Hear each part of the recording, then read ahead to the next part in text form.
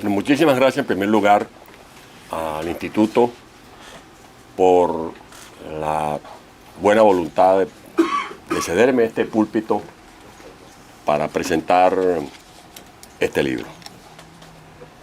Aquí en medio de grandes amigos, especialmente el doctor Carlos Sánchez Berzaín, Tomás, el presidente del instituto, y por supuesto una compañera de lucha desde los tiempos de la juventud como Beatriz Rangel. Este libro comienzo por dedicárselo a Mixi, que me acompaña, mi compañera de toda la vida.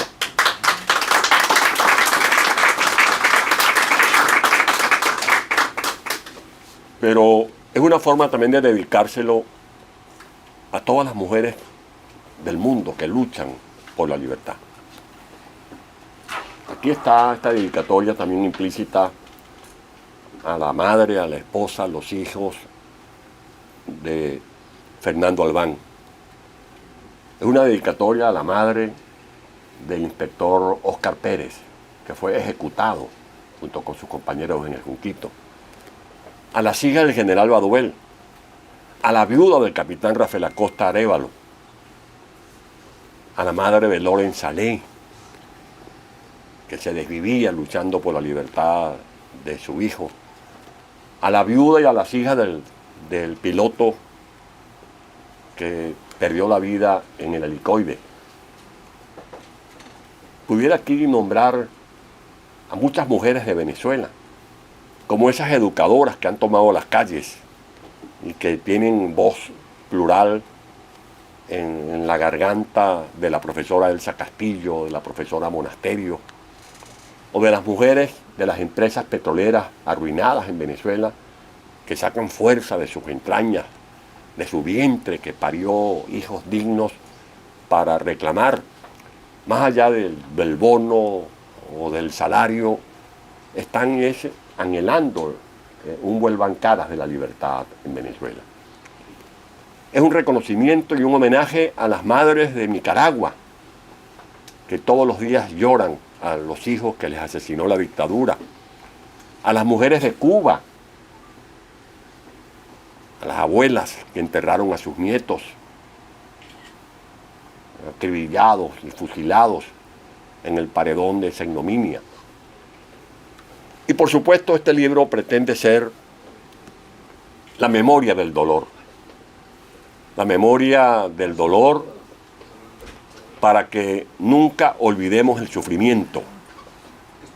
Y un sufrimiento que no debe ser simplemente para cultivar odios y rencores, sino para mantener viva la llamarada de la fe, de la esperanza, para que todo el esfuerzo que han hecho los venezolanos a lo largo de estos años no sea en vano. Ese es el objetivo de este libro, que como lo decía tanto Regalado como Bernardo Jurado, nos permite saber qué es lo que ha pasado y sigue pasando en Venezuela. El relato de las cárceles. Como muy bien lo dijo Bernardo, en este instante seguramente están torturando en la sede de la Mariposa en Caracas o en la cárcel improvisada en Los Chaguaramos a cualquier venezolano. Como hicieron con Rafael Acosta Arévalo, que le partieron las costillas con un bate de aluminio, que le reventaron el esternón, que le destrozaron las piernas y lo llevaron moribundo al tribunal donde expiró. O como hicieron con Fernando Albán, lo ahogaban en un balde de agua. Antes le habían colocado electricidad en los testículos. O como han hecho con todos estos presos que son víctimas de una dictadura oprobiosa. Ayer circuló profusamente por las redes el relato de un mayor Handry. Le dieron un tiro en la sede de la DIGESIN en la frente, lo dejaron allí en el piso, perdiendo parte de la masa encefálica, los ojos desorbitados, y en vez de auxiliarlo, lo pateaban. Afortunadamente lo llevaron al hospital militar, y antes de entrar al hospital militar lo bajaron se subieron a la ambulancia los que los habían tratado de ejecutar en la sede de la Vigecín y lo asfixiaron. Y contuvo la respiración la víctima, y sus victimarios lo daban por muerto, pero ingresó vivo al hospital militar. Y ha tenido que fugarse. Y estos asesinos persiguen ahora a su madre, una anciana de casi 80 años. En homenaje a estos héroes es este libro, porque yo estoy vivo y gracias al esfuerzo que hice para recuperar mi libertad puedo estar hablando ante ustedes. Pero eso no fue el destino de Óscar Pérez, ni de Fernando Albán, ni de los venezolanos que hoy son un símbolo de lucha para cada uno de nosotros. Y en nombre de ellos, yo le pido a los venezolanos que hagamos un esfuerzo por restablecer la unidad verdadera. Desunidos no va a ser posible salir de esa narcotiranía. Que hagamos un esfuerzo, en primer lugar, para organizar a los millones de venezolanos que estamos en el exterior. Que convirtamos esta fuerza de venezolanos regados por el mundo en un instrumento de lucha por la libertad de Venezuela. Pero que lo hagamos pensando en una alianza con los que están allá adentro, que como se dice en lenguaje coloquial, son los que saben cómo se bate el cobre.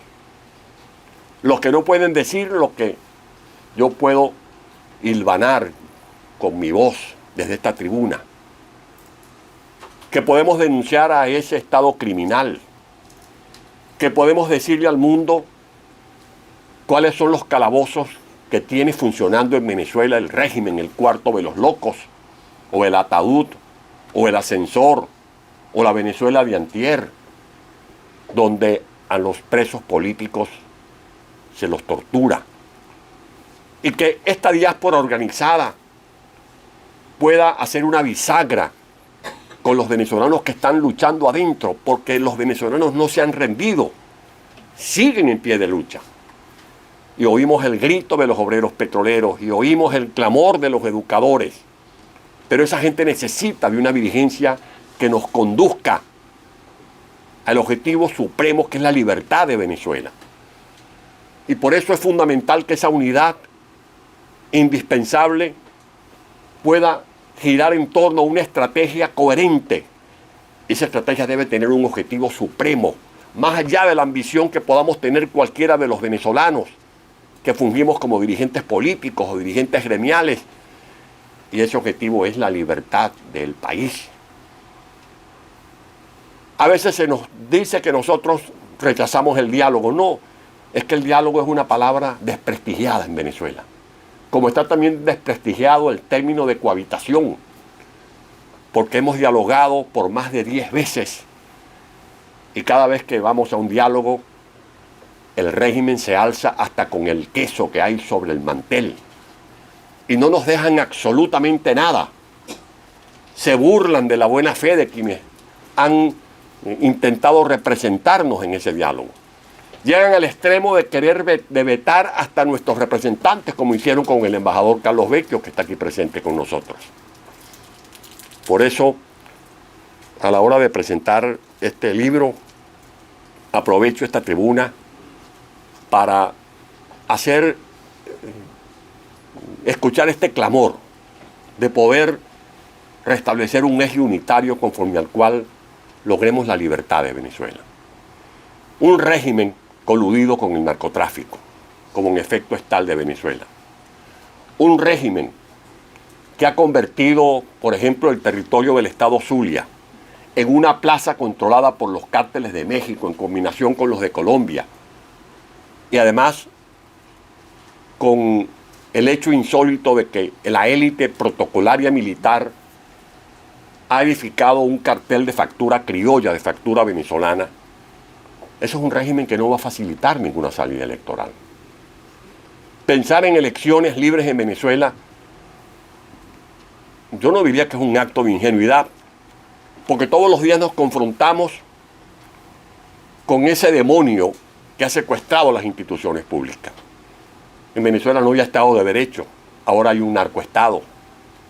En Venezuela no hay justicia, porque el sistema judicial ha sido cooptado por un régimen que es dirigido desde Cuba. Es verdad que en Venezuela tenemos una invasión iraní, rusa, china, pero los que cortan en bacalao son los herederos del castrismo.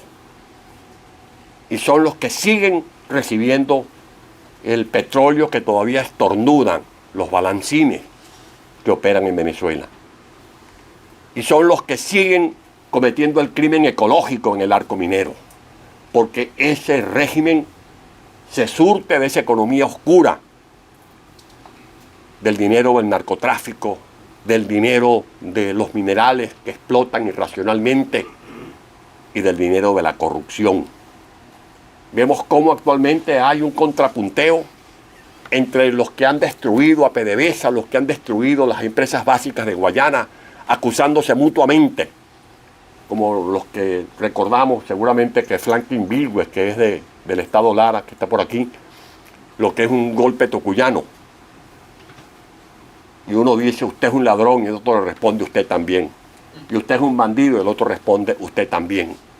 Es la Venezuela de los contrastes, la Venezuela de ver a más de 1 millón de niños desnutridos, y la Venezuela donde hay una élite que ha saqueado, que ha protagonizado una orgía financiera en nuestro país. Pues bien, amigas, amigos, yo les agradezco muchísimo la presencia de ustedes en este acto.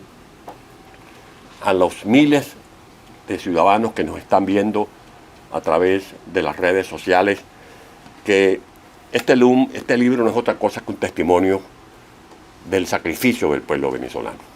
Que no es cierto que los venezolanos no hemos luchado, que este es un pueblo que ha venido luchando. Lamentablemente, las oportunidades que hemos tenido han sido malbaratadas.